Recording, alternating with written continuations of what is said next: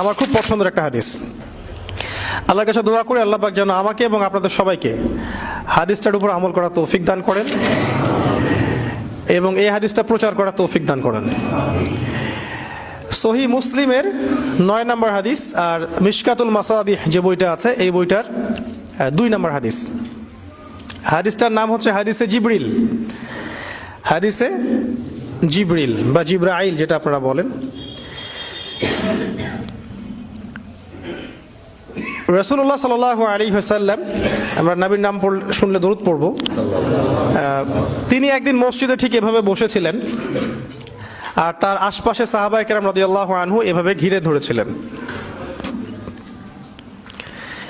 এমত অবস্থায় মসজিদে একজন ব্যক্তি প্রবেশ করলেন। আমি অল্প করে বলছি, শর্ট করে বলছি, অনেক লম্বা হাদিসটা। এমত অবস্থায় একজন ব্যক্তি মসজিদে প্রবেশ করলেন। প্রবেশ করে একদম নবী সাল্লাল্লাহু আলাইহি ওয়াসাল্লামের হাঁটুর সাথে হাঁটু লাগিয়ে দিয়ে বসলেন। তাহলে কিভাবে বসলেন? তাশাহুদ আত্তাহিয়াতুর সময় আমরা যেমন করে বসি ঠিক এইভাবে বসলেন, নবী সাল্লাল্লাহু আলাইহি ওয়াসাল্লামের হাঁটুর সাথে হাঁটু লাগিয়ে দিয়ে, এবং নিজের 2 হাত আল্লাহ রাসূলের 2 উরুর উপরে রাখলেন। টিচার আর ওস্তাদের বসার আদবটা বুঝতে পারছেন?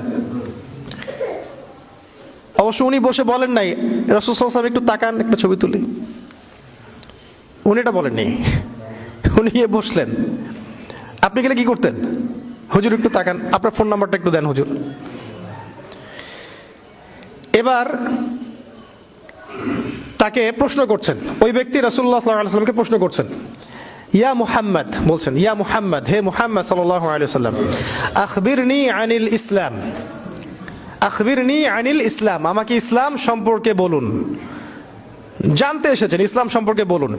আর যে ব্যক্তি আসলেন তার চুলগুলো ছিল খুবই কালো, ঘন কালো চুল, ঠিক আছে, কুচকুচে কালো, আর জামাটা ছিল খুব সাদা, ধবধবে সাদা।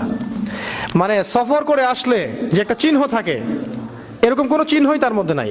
মনে হলো আকাশ থেকে টুক করে পড়ছে এরকম। খুবই সুদর্শন, খুবই সুদর্শন দেখতে। নবী সাল্লাল্লাহু আলাইহি ওয়াসাল্লাম বলছেন, উত্তর দিচ্ছেন যে আল ইসলাম, ইসলাম হচ্ছে, ইসলাম ধর্মটা হচ্ছে ইসলাম ধর্মটা হচ্ছে আন তাশহাদা আল্লা ইলাহা ইল্লাল্লাহ ওয়া আন্না মুহাম্মাদান আবদুহু ওয়া রাসূলুহু।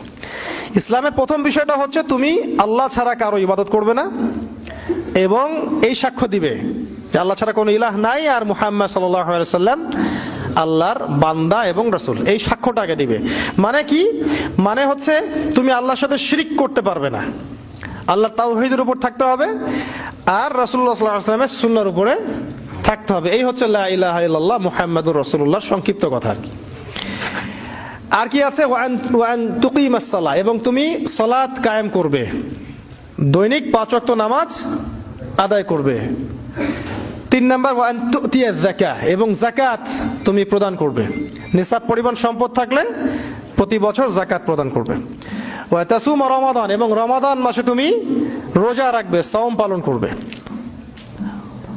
এবং যদি সামর্থ্য থাকে তাহলে তুমি আল্লাহর বাইতুল্লাহ হজ করতে যাবে।